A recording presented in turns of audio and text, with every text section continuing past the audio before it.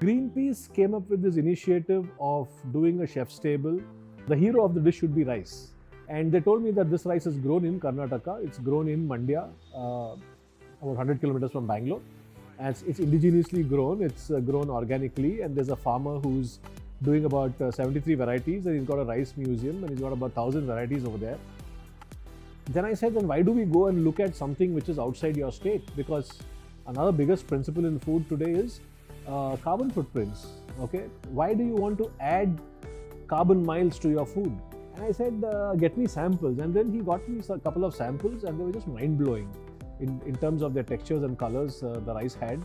We are doing a chef's table dinner.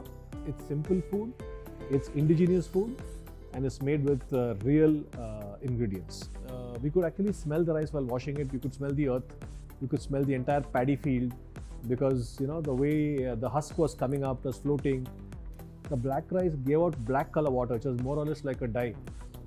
Okay, and then when we cook the rice, a common feature among all the rices, they don't get mushy when you bite it. It's got a texture to it. It's got a bite to it. Since they have so much of fiber in them and so much of dense volume, they have depth, they have weight in it.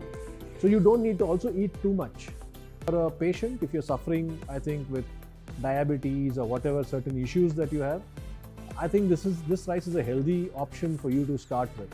Thought like with so much of benefits from these indigenous varieties of rice which is grown in your state, I think it has to be promoted and talked about. It has to be celebrated.